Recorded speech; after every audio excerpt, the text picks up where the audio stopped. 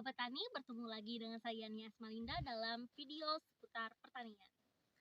Nah, di video kali ini kita akan membahas mengenai pengendalian terpadu penyakit antraknosa atau familiar dengan penyakit patek. Kalau orang Kalimantan sih familiar dengan penyakit cacar buah. Oke, sebelum video ini dilanjutkan, jangan lupa untuk like, comment, and subscribe video ini. Oke teman-teman semua, tahu nggak apa itu pengendalian terpadu? Nah, pengendalian terpadu merupakan kumpulan dari beberapa teknik pengendalian yang menerapkan pencegahan di setiap tahapannya dengan konsep yang ramah lingkungan. Adapun komponen-komponen teknik pengendalian terpadu diantaranya seperti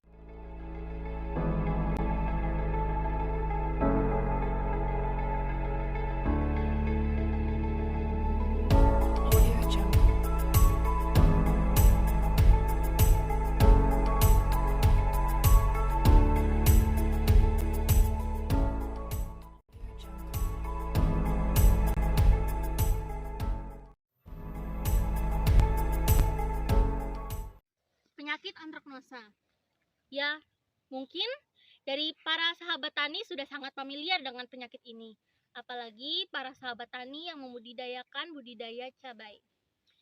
Jadi, untuk penyakit antraknosa sendiri itu disebabkan oleh jamur Coleotrichum capsicum, yang dimana jamur ini dapat menyebar melalui tanah, air, angin atau udara, maupun manusia itu sendiri loh.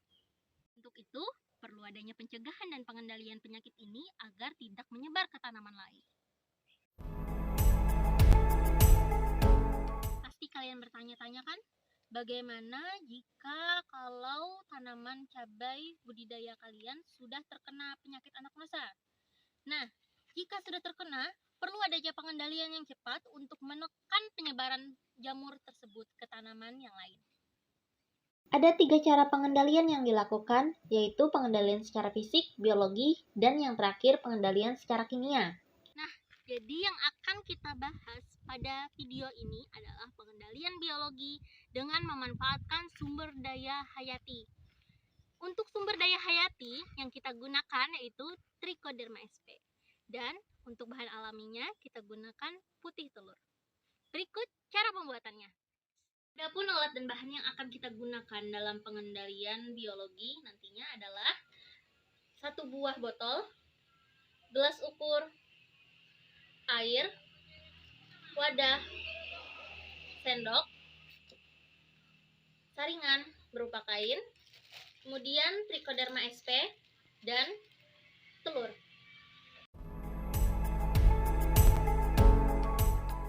Langkah pertama pada pengendalian biologi ini yaitu kita siapkan saringan dari kain, kemudian kita tuangkan Trichoderma di dalam saringan seperti ini.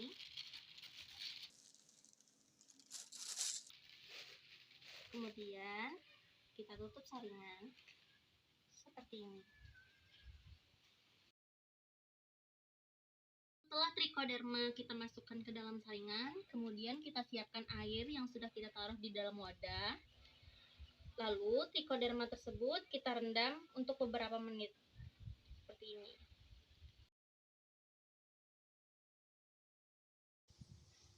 Rendam lagi ya teman-teman.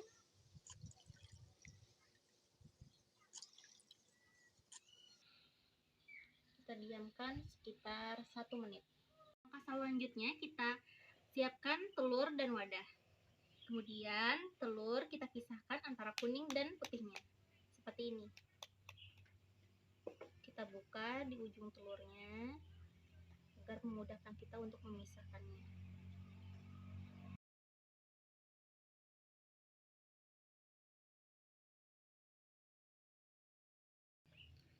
Seperti ini. Sisanya di dalam telur ini adalah kuning telurnya. Setelah putih dan kuning telurnya kita pisahkan, lalu putih telurnya kita taruh di dalam wadah, kemudian kita aduk putih telurnya seperti ini. Aduk hingga putih telurnya berbusa.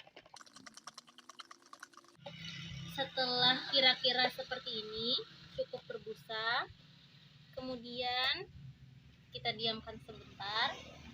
Lalu langkah selanjutnya adalah kita masukkan rendaman trichoderma ini ke dalam gelas ukur.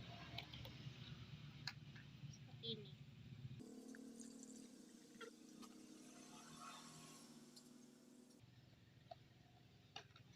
Kemudian kita masukkan ke dalam botol aqua.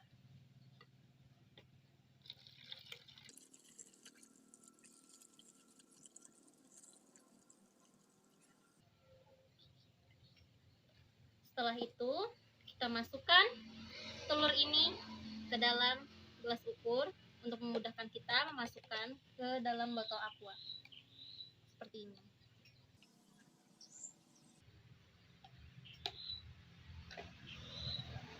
Kemudian kita tutup. Setelah kita tutup rapat, kemudian kita kocok. Seperti ini. Kalian pasti bertanya-tanya kan, berapa dosis biopestisida ini dilarutkan ke dalam air.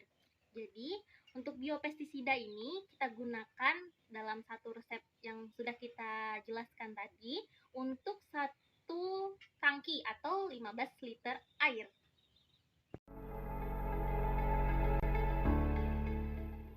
Untuk cara pengaplikasiannya, kita pasang dulu saringan dari sprayer ini.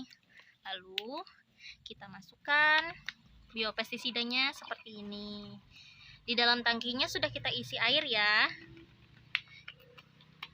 Nah, masih banyak kan kotoran-kotoran.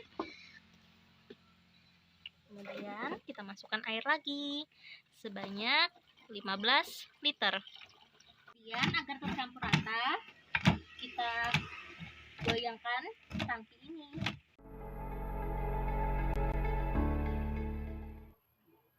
Untuk menguji daya kerekatan dari biopestisida tersebut, kita lakukan dengan mengujinya dengan menggunakan daun keladi. Oke, cara yang pertama kita gunakan daun keladi, terus kita basahkan dengan air yang biasa, seperti ini. Airnya tidak merekat ya, airnya mengantul saja. Ini ibaratkan kita menggunakan pestisida dengan air biasa, tidak menggunakan bahan perekat. Jadi, untuk pestisidanya tidak meresap ke dalam daun ataupun ke dalam buah.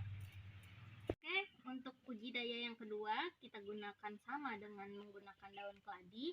Kemudian kita semprotkan menggunakan biopestisida yang kita olah tadi. Ayo kita coba.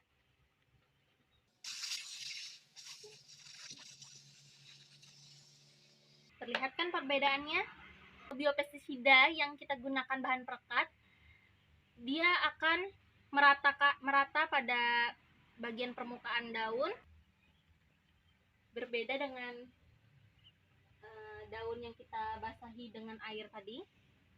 Tidak ada sama sekali bekas yang terjadi di permukaan daun.